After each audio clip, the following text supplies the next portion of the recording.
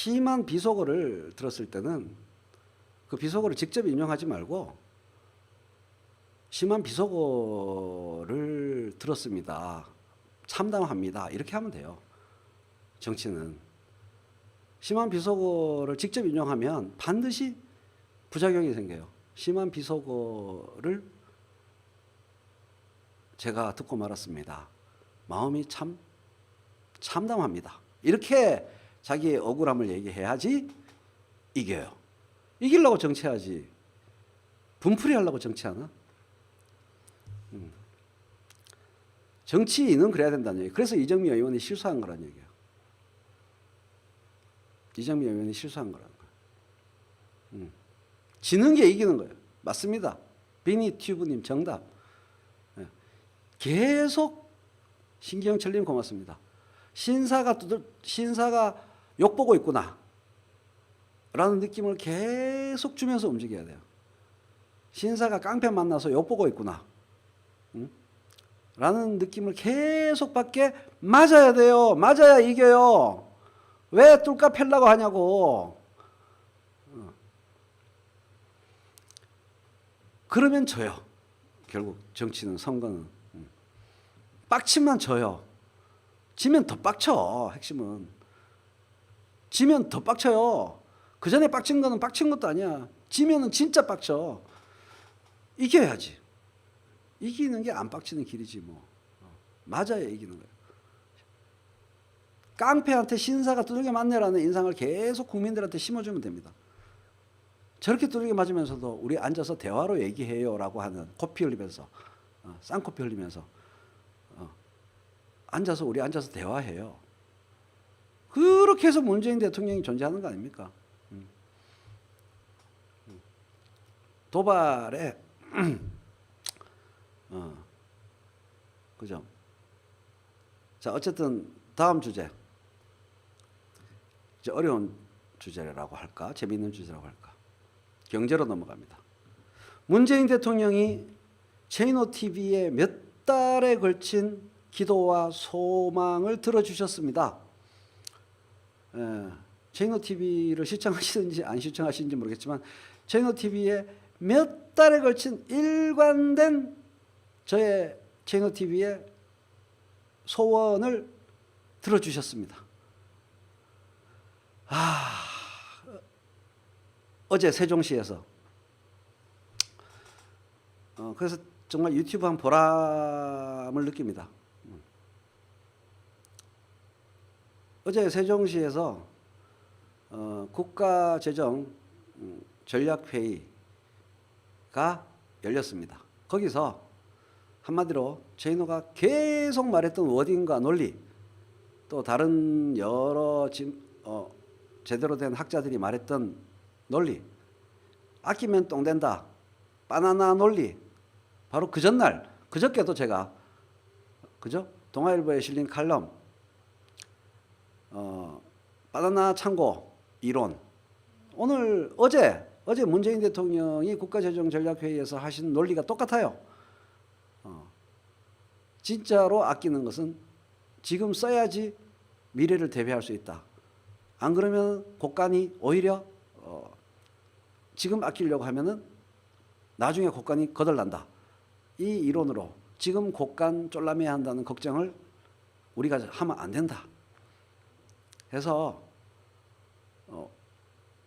결론도 중요하지만 제이노 TV의 논리와 똑같은 논리로 과감한 재정 확대를 대한민국의 강요들과 관계 의원들을 다 모아놓고 세종시에서 다 모아놓고 확실한 워딩으로 정리를 하셨습니다.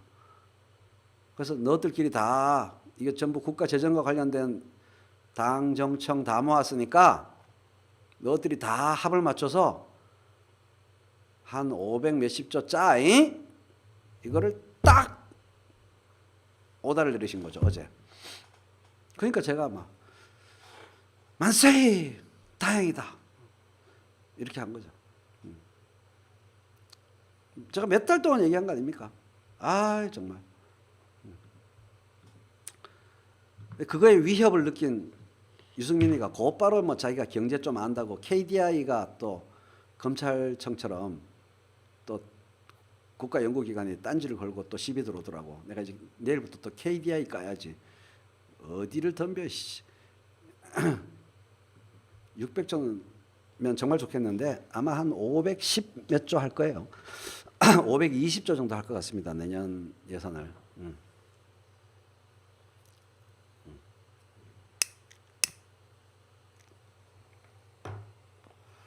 그게 똑같은 그런 말씀을 하셨다는 게 중요한 게 아니고 형식이 중요해요.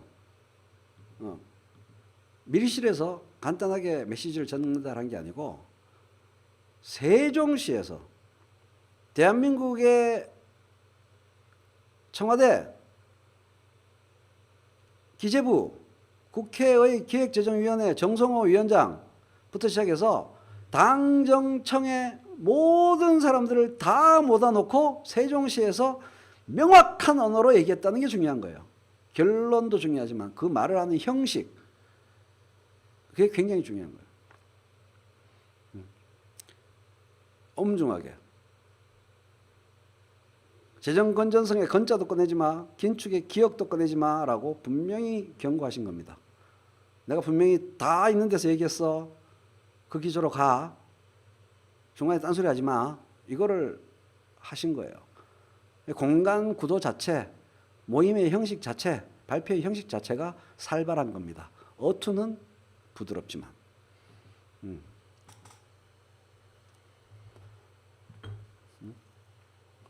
그러니까 그거를 우리는 준비해야 되죠. 세금 많이 걷어 놓고 돈 펑펑 안 쓰는 미친 또라이 정부가 어딨냐라고 하면 되는 거예요. 그러고 닌 거시경제 교과서도 안 읽어봤어. 재정정책 교과서도 안 읽어봤어. 긴축일 때는 돈 풀고 호황일 때는 돈 줄이고 니는 그 돈 펑펑 쓴다고 그러면은 니는 너 아들이 병원 가도 병원비 아깝다고 칼럼이다. 이놈의 새끼야. 이렇게 말하면 돼요. 월급이 빠듯해. 아들내미가 병원 갔어. 우짤끼인데 지금 그 상황인데 뭐 다음 달 재정에 빵꾸 나가지고 뭐 아가 아픈데 병원에 안 가? 돈 안 써? 카드 병원비 안 내? 그 얘기를 하는 거죠. 저 수구 유승민 등등등의 얘기는 그 얘기입니다. 박살을 낼 수 있어요. 그거는 뭐 살살 달랠 필요도 없어. 무식하면 말을 말아 이 자스가 이렇게 박살을 내도 돼요. 거시경제 교과서 달달 외운 척 하세요. 거시경제 걷자도 모르고 시자도 모르고 지금 하는 꼬라지가 뭔지 아나? 지금 긴축 국가재정 건전성 얘기하는 거 집에 아가 아픈데 뭐 월급 들어오는 게 뭐 저기 적다고 병원비가 갑자기 7,800에 나왔으면 병원비 어디서 땡겨가지고 아를 살려야 나중에 아가 돈 벌어가지고 월급 집에 갔다 오고 해가지고 집안이 다 경제활동 인구가 아버지 하나밖에 아니고 아들내미가 조금 있으면 사회 진출하는데 아가 저래 돼보면 경제활동 인구는 맨날 집에 나밖에 없잖아. 7,800 병원비 땡기서라도 낮게 해가지고 취직해가지고 금마 월급 큰아들 월급 내 월급 합치면 경제활동 인구가 둘 아니야. 그러면 통장이 다시 차지. 국가재정을 지금 그렇게 가야 되는 단계지. 딱 그겁니다. 지금 그거예요. 휴머니즘을 하자는 게 아니야. 집안 통장을 생각해도 그렇다는 얘기야. 문재인 대통령이 그와 같은 논리로 얘기했어요.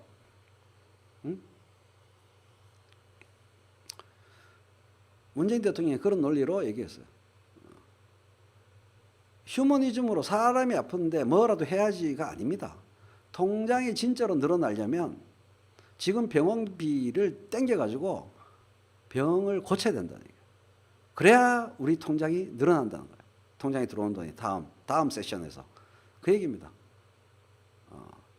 국가 곳간을 진짜로 걱정하기 때문에 정부 곳간을 진짜로 걱정하는 사람들은 지금 정부 곳간에서 돈을 내가지고 쓴다 이겁니다. 지금 정부 곳간을 쫄라매고 있으면 다 죽는다 이거예요. 그 논리로 얘기하면은 머쓱해질 겁니다.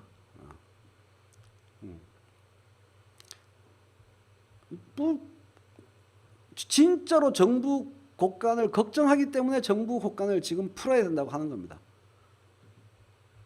매우 매우 중요한 거예요. 그래서 재정 건전성 신화와 토건 반대 신화가 문재인 정부를 힘들게 한 겁니다. 재정 건전성 신화. 그래서 아마 재정 건전성 지수가 40점 몇 프로에서 한 41%까지 올라갈 거예요. 그래봤자 0점 몇 프로 올라가. 응? 그래봤자 0점 몇 프로 올라가요. 그래 국가 부채가 뭐 1,700조니 뭐 이런 헛소리 하면은 니는 확정 부채하고 비확정 부채 차이도 모르지. 그거 알아두셔야 돼요. 나라 빚이 얼마인데 이런 헛소리 하는 애들 있거든. 그러면 니 확정 부채하고 비확정 부채 차이 모르지. 솔직히 얘기해봐. 하면서 그냥 급소를 딱 일단 때리고 그게 뭔데 그러면 안 가르쳐줘 임마. 이런 식으로 하면 됩니다. 사람도 아닌 것처럼 그렇게 말합니다. 안 가르쳐줘 임마. 집에 가자. 이러면 돼요. 비확정 부채는 뭐 국민연금이니 뭐니 하는 그런 겁니다. 정확하게 빚이 얼마인지가 확정이 안 되는 거예요. 비확정 부채는 정부의 재정 건전성과 지금 정부의 재정을 논할 때 계산을 원래 안 합니다. 비확정 부채를 지금 그러니까 정확하게 빚이 얼마인지를 모르는데 미래에 써야 될 돈, 미래에 써야 될, 미래에 어떻게든 들어갈 돈. 그러니까 사실은 비확정 부채, 어마어마한 부채를 나중에 미래에 감당하기 위해서라도 지금 빚을 땡겨 써야 돼. 그 얘기예요. 그 국민연금 등등 나중에 부담이 많아지는 거, 비확정 부채 점점 많아지는 거 얘기하는데 나중에 그거를 감당하려면은 지금 확정 부채 내에서 확정 부채를 더 늘려서 경제에 돈을 풀어서 결국 뭘 많이 걷어야 돼? 나쁜 식으로 얘기해서 문재인 정부를 옹호해 줄 수 있어요. 문재인 정부 저거 문재인 대통령 저거 하는 거 다 세금 나중에 많이 걷으려고 하는 나쁜 놈이야. 이렇게 욕을 해도 돼요. 저건 나중에 세금 일부러 처음부터 문재인 대통령 훌륭해 이러면은 대립구도가 되니까 맞아 네 말이 맞아. 문재인 대통령 진짜 나쁜 놈이야. 이렇게 욕을 해요. 저거 나중에 세금 억수로 많이 거둘 수 있게 하려고 저러는 거야. 그러면 얼씨구나 또 맞아 할 거거든. 그라이 자스가. 그라이 자스가. 그게 경제가 발전됐다는 뜻이고 세금 많이 걷으면 곡간이 더 커지고 튼튼해지는 거 아이가. 비웅다가. 그래 나중에 비확정 부채도 다 깜뿌라찌가 되잖아. 똘빠가. 이렇게 하면 되는 거예요. 같이 욕을 해. 문재인 대통령. 같이 욕을 해 막. 저 다 속셈이 시커먼 속셈이 있어. 나중에 저거 세금 억수로 많이 거둘 수 있으려고 거둘라고 이러면 안 되고 나중에 세금 억수로 많이 거둘 수 있으려고 적하는 게야 저게 다. 속이 시커매. 이렇게 욕을 해야 돼요 문재인 대통령을. 응?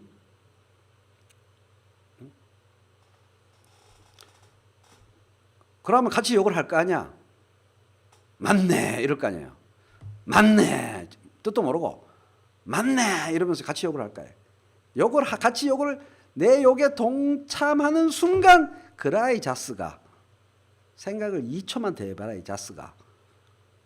그라이 비확정 부채 나중에 대응하려면은 지금 부채를 늘려야지 띨바가 이러면 되는 거죠. 네. 그래서 나라 곳간 걱정하고 정부 곳간 걱정하는 것만큼 세상에 나쁜 생각이 없습니다. 몇 달을 방송했잖아요 제가 그거를. 자 이제 중간에 잠깐 쉬면서 우주의 거장 잠깐 전하는 말씀 듣고 방송 계속하겠습니다. 우주의 거장들 지피지기면 백전백승. 최인호의 이러한 논리는 어떻게 가능한가? 신자유주의라는 상대 이념을 철저히 연구했기 때문에 가능한 겁니다. 그런 신자유주의라는 적을 잘 알기 위해서는 어떤 책을 읽어야 되느냐?